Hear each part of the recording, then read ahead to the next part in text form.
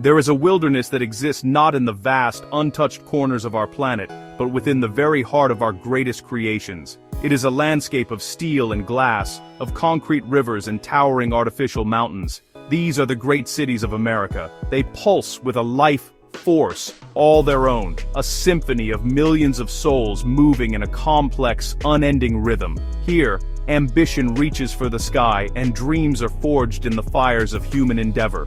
The humming of traffic is a constant, a low thrum that speaks of movement, of purpose, of a world that is always awake, always striving for more. The city is a marvel of our species, a testament to what we can build when we come together. But look closer. Within this incredible ecosystem, another world exists. It lives in the shadows of the gleaming towers. It finds shelter in the spaces we have forgotten. This is the world of the unhoused. They are a part of the city's wildlife as much as the pigeons that gather in the squares or the falcons that nest on skyscraper ledges. They navigate the same concrete canyons, but their journey is a different one. It is a journey of survival. For them, the city is not a place of endless opportunity, but a formidable environment. It is a place of harsh surfaces and difficult terrain, a place where finding warmth, shelter, and a moment of peace is a daily, monumental struggle. Here, in this concrete wilderness, the rules of nature are rewritten, yet they are just as unforgiving. The changing seasons bring not just a shift in light and temperature, but profound challenges. A winter storm is not merely an inconvenience, it is a life-threatening event. A summer heat wave is not just a reason to seek air conditioning. It is an oppressive force that can exhaust the body and spirit. The city's inhabitants hurry past, their faces illuminated by the glow of their phones, often oblivious to the silent struggles being waged just feet away. They are part of the landscape, yet unseen. The wind that whips between buildings carries their quiet stories, if one only stops to listen. Our journey will take us into the heart of this world. We will travel through 10 of America's largest cities, from the Atlantic to the Pacific. We will not look away. We will observe the intricate dance of survival that plays out every day and every night on these streets. We will witness the incredible resilience of the human spirit in the face of overwhelming adversity. This is not a story of statistics or policies, but of individuals. It is a story of human beings navigating one of the most challenging habitats on Earth, the modern metropolis. And it is a story that belongs to all of us, for the health of any ecosystem is measured by how it treats its most vulnerable inhabitants. Our journey begins in New York City, a vertical world of impossible scale. The skyscrapers are like a man-made mountain range, casting long, dark shadows that creep across the streets below. Down in these canyons, the sunlight is a precious commodity, appearing in fleeting patches on the pavement. The sound here is immense. It is a constant roar that echoes off the glass and stone, the blare of sirens, the rumble of the subway deep beneath your feet, the murmur of a million conversations blending into one. The air itself feels heavy, thick with the energy of 8 million people all moving at once.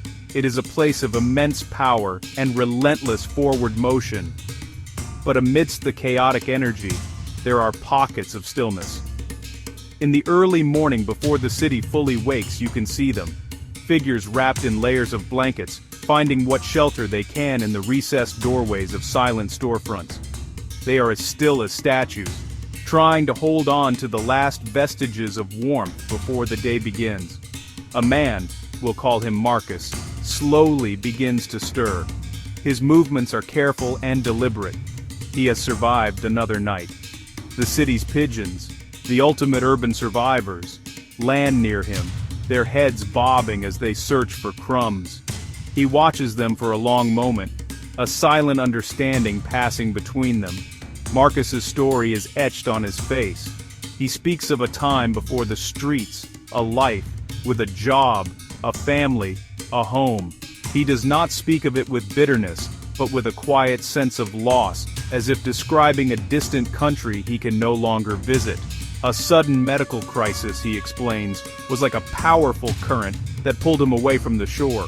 One event led to another, and soon, the life he knew was gone. Now, his world is measured in city blocks. His goal for the day is simple but essential: to find a meal, to secure a safe place for the coming night. The city's rhythm is not his rhythm. He moves to a slower, more ancient beat, the beat of survival. As the sun climbs higher, the city transforms. The streets fill with a torrent of people, a river of humanity flowing towards offices, schools, and appointments. Marcus becomes invisible within the crowd. People flow around him like water around a stone, their eyes fixed forward, their minds on the day ahead. He is a part of the scenery, a detail in the vast urban panorama that most have trained themselves not to see. Yet he is here. He is a resident of these canyons, a keeper of their secrets, a silent witness to the city's endless churning life. His presence is a quiet question, echoing against the towering walls of glass and steel. We travel west, to a city of dreams, Los Angeles. Here, the landscape is different. It is horizontal, sprawling, stretching for miles under a vast open sky.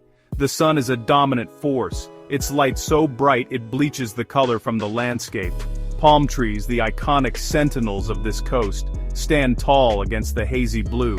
The air is often warm and carries the faint scent of eucalyptus and exhaust fumes. The sound is a low, continuous hum of traffic, the lifeblood of a city built for the automobile.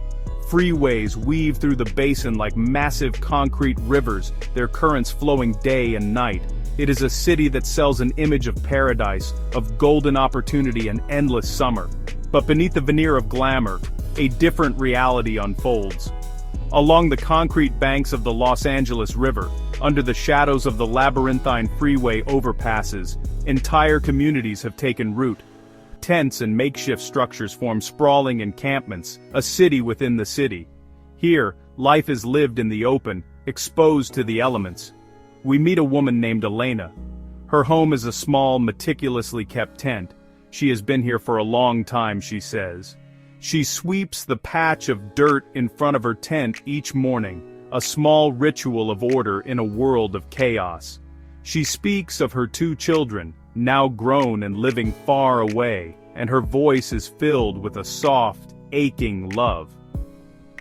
Elena's journey to this place was a slow, creeping tide of misfortune. She worked for years as a caregiver, but a workplace injury left her unable to continue.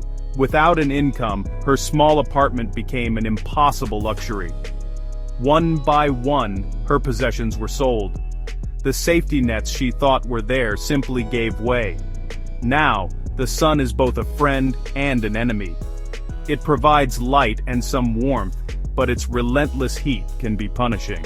She points to a small, scraggly plant she is tending in a plastic pot.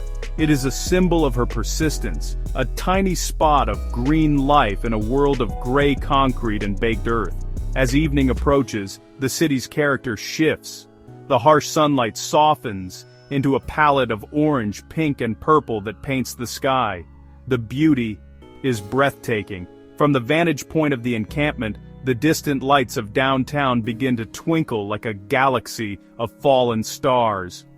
The contrast is stark and deeply poignant. The promise of the city glitters on the horizon, so close and yet impossibly far away. For Elena and her neighbors, the approaching night brings not rest, but heightened vigilance. The hum of the freeway is a lullaby for some, but for those who sleep beneath it, it is a constant reminder of a world that rushes past without stopping. Our journey now takes us to the heart of the Midwest, to Chicago, a city of broad shoulders, built on the edge of a great inland sea. Lake Michigan stretches to the horizon, its waters changing from tranquil blue to menacing gray with the shifting moods of the weather. The architecture here is bold, confident, reaching for the sky with pragmatic grace. But the most defining feature of this city is the wind. It is a constant presence, a powerful force that sweeps down the avenues, funnels between the towering buildings, and carries with it the chill of the Great Lake. It is a city of elemental power, where nature and human ingenuity meet in a dramatic, often harsh, embrace. In the lower levels of the city, beneath the bustling streets, a network of tunnels and pedestrian walkways exists. It is a subterranean world, sheltered from the biting wind and the bitter cold of a Chicago winter. Down here, the sounds are muffled. The roar of the city above is reduced to a distant rumble, punctuated by the echoing footsteps of passers-by. It is in these liminal spaces that many find refuge. We find an older man who asks to be called the Professor, sitting on a flattened cardboard box. He is surrounded by stacks of books, rescued from bins and thrift stores. Each one is a treasure, a world to escape into when this one becomes too much to bear. The professor speaks in a soft, articulate voice. He once taught history at a small college. He describes how his world unraveled after his wife passed away. The grief was a fog he could not navigate, and the small, everyday tasks of life became insurmountable obstacles. The bills went unpaid. The notices were ignored. He lost his home not with a bang, but with a quiet, creeping inevitability. Now, he spends his days reading and observing. He watches the hurried feet that pass him by, and he wonders about the stories attached to them. He has become a historian of a different kind, chronicling the silent, unseen life of the city's underbelly. As the seasons turn, the wind becomes a formidable adversary. In winter, it carries snow and ice, turning the city into a frozen landscape. For those on the streets, it is a relentless predator. The professor explains that survival becomes a complex equation of finding warm air vents, seeking shelter in 24-hour train stations, and sharing knowledge with others in the same situation. There is a community here, a network of shared information and mutual support born of necessity. They look out for one another, sharing a spare blanket or a hot cup of coffee. It is a testament to the human need for connection, a fragile warmth against the unforgiving cold of the windy city. We travel south to Houston, a city built on a flat coastal plain, crisscrossed by a network of bayous and waterways. This is a place defined by its relationship with water. The humidity is a palpable presence, hanging heavy in the air, making the summer heat feel even more oppressive. The sky is immense, often filled with dramatic cloud formations that promise sudden, torrential downpours. The city sprawls outward in every direction, a low-slung metropolis of commerce and industry. The scent of rain on hot asphalt is a familiar perfume, a reminder of the constant dance between the land and the water that flows through and around it. In the low-lying areas near the bayous, where the concrete infrastructure gives way to patches of unruly green, we find a community living in the margins. Their shelters are tucked away, partially hidden by the thick vegetation that thrives in the humid climate. We meet a young couple, barely out of their teens, who we will call Leo and Maria. They share a small, weathered tent. Their story is one that is becoming tragically common. They aged out of the foster care system with few resources and no support system. The transition to adult independence was a cliff they simply fell from, and the streets were what caught them. Leo and Maria work together as a team. During the day, they navigate the city, seeking odd jobs for cash, helping with yard work, washing car windows at intersections. It is a constant hustle, a race against time to earn enough for food and basic necessities. They speak of their dream, to save enough money for a deposit on a small apartment, a place with a door that locks, a roof that doesn't leak. It seems like a simple dream, but from their vantage point, it is a monumental peak to be scaled. The constant humidity makes everything damp. Clothes never seem to fully dry. The threat of mold is a constant battle. The ever-present water is both a source of life and a source of peril. A sudden thunderstorm, a common occurrence in Houston, can turn their small patch of ground into a muddy swamp in minutes. They speak with fear of the hurricane season, when the bayous can swell and overflow their banks, washing away everything in their path. They have an evacuation plan, a designated high ground they will run to if the waters rise. It is a plan born of hard-won experience. Their resilience is remarkable. They hold on to each other, their shared hope a fragile flame they protect against the wind and the rain. Our journey takes us into the heart of the Sonoran Desert, to the city of Phoenix. It's a city born of the sun, you know. The heat here isn't just a feature of the climate, it's really the central organizing principle of life. The landscape is a palette of earth tones, ochre, terracotta and sand, all punctuated by the stoic green of saguaro cacti and palo verde trees. The mountains that ring the valley, well, they turn a deep purple at sunset. The air is dry and the sun's rays are sharp, almost intense enough to cut right through you. The sound of the city is muted by the heat, a low hum of air conditioners and the distant drone of traffic on those wide, sun-baked boulevards. In a vast, dusty lot known to locals as the Zone, hundreds of people live in a sprawling city of tents and temporary shelters. This is the front line of homelessness in a desert climate. The primary challenge here isn't cold, but the relentless, life-threatening heat. We meet a man named David, a veteran in his 50s. His face is weathered by the sun, his eyes always squinting against the glare. He sits in the sliver of shade cast by a makeshift tarp, and there's a large plastic water jug always by his side. Dehydration, he explains, is a constant enemy. It can sneak up on you, causing confusion, sickness, and even worse. David served his country for over a decade. When he returned to civilian life, the world just felt alien. The structure and camaraderie of the military were gone, replaced by a sense of isolation he couldn't shake. Post-traumatic stress was a silent wound that made holding a job, maintaining relationships, and navigating bureaucracy feel impossible. He drifted for years before ending up here. He describes the daily routine as a battle for shade and water. Folks move with the sun, shifting their positions throughout the day to stay out of its direct path. The pavement gets hot enough to cause serious burns, but as the sun begins to set, the desert performs its daily magic. The temperature drops, and a blessed coolness settles over the land. The sky explodes with fiery color. For a brief period, the city is beautiful and serene. The residents of the zone emerge from their tents, the oppressive weight of the heat finally lifted. There's a sense of community. People share food, check on their neighbors, and trade stories. They've created a society with its own rules and support systems, a fragile but functioning ecosystem in one of the most extreme urban environments in the country. Their survival is a testament to human adaptability and the instinct to care for one another, even when the world has provided so little care for them.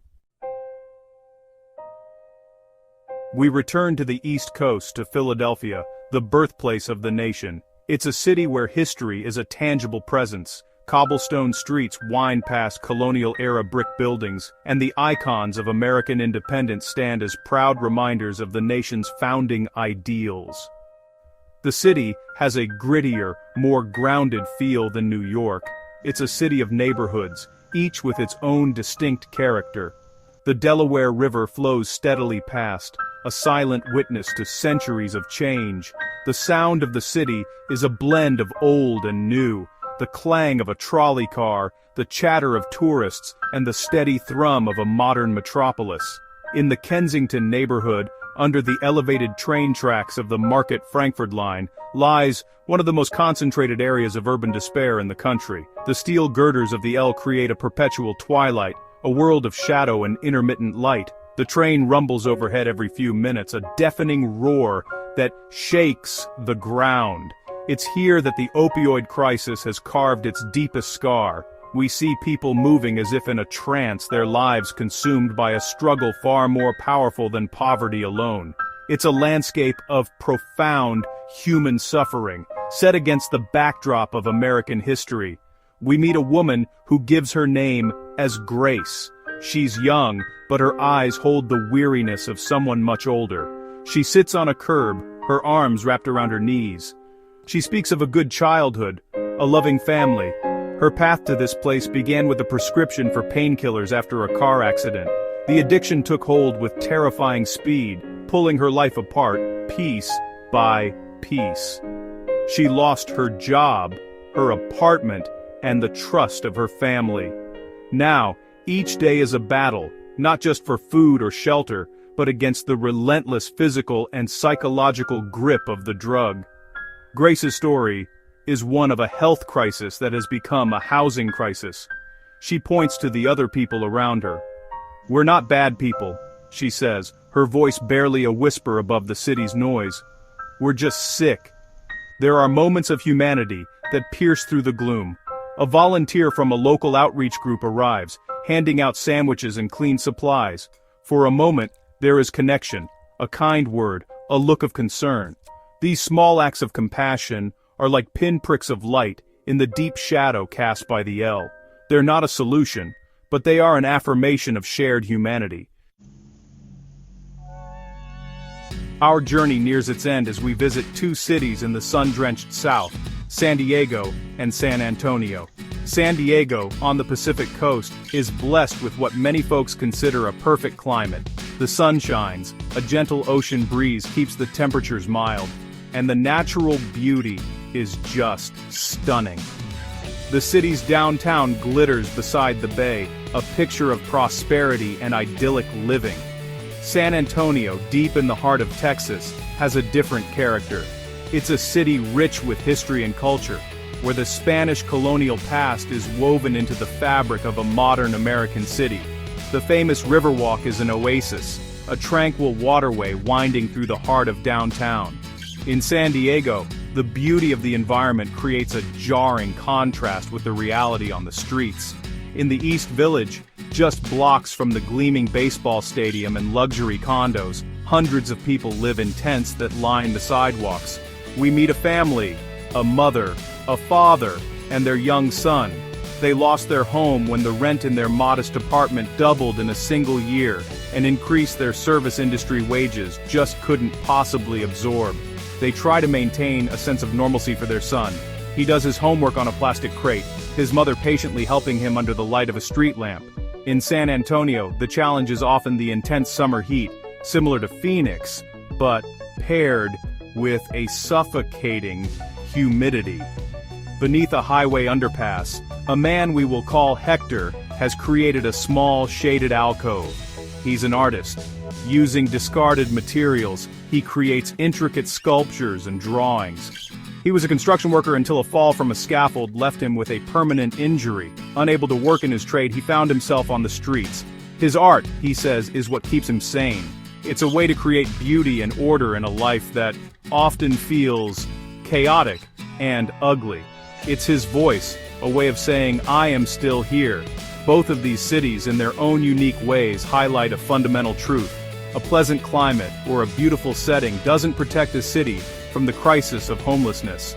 The same economic forces, the rising cost of housing, stagnant wages, and gaps in the social safety net, are at play everywhere.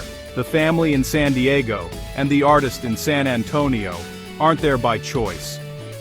They're casualties of a system where the gap between the cost of living and the ability to earn a living wage has grown into a chasm. Their presence in these beautiful cities is a silent, powerful testament to that broken equation. Our journey through the concrete wilderness of America's great cities has come to an end. We've witnessed immense hardship, and we've seen landscapes of both breathtaking beauty and profound despair, from the shadowed canyons of New York to the sun-scorched lots of Phoenix. We've met individuals navigating an existence that most of us can barely imagine. We've heard their stories, not of failure, but of circumstances beyond their control. A medical crisis, a job loss, a family tragedy, a system that simply let them fall. They are not an abstract issue. They are Marcus, Elena, Grace, and David. They are our fellow human beings. What we've seen above all else is the astonishing resilience of the human spirit. We've seen it in the simple act of sweeping the dirt in front of a tent. We've seen it in the careful preservation of a beloved book. We've seen it in the creation of art from discarded trash, and in the quiet determination of a mother helping her son with his homework under a street lamp. These are not acts of surrender, they are acts of profound dignity. They are the refusal to be defined by one's circumstances. They are the insistence on remaining human in a world that often seems inhuman. The city at night is a galaxy of lights, each light representing a home, a place of shelter, warmth, and security. But as we've seen, there are countless people living outside these points of light, in the darkness in between. Their presence asks a fundamental question of us all. What is the measure of a society? Is it the height of its buildings, the strength of its economy, the beauty of its parks? Or is it found in how we treat the most vulnerable among us? The pigeons, the falcons, and the other urban wildlife have adapted to this man-made environment. But humans are not meant to merely adapt to survival on pavement. We're meant to thrive. There is hope. It exists in the tireless work of outreach volunteers who bring food and compassion to the streets. It exists in the quiet networks of support that homeless individuals build among themselves. And it exists in the growing awareness that this is a crisis we cannot afford to ignore. The stories of those we've met are not just stories of suffering. They're stories of an unbreakable will to live, to connect, and to dream. To look away is to deny their humanity, and in doing so, to diminish our own. The concrete wilderness is part of our shared ecosystem, and its health depends on the well-being of every single one of its inhabitants.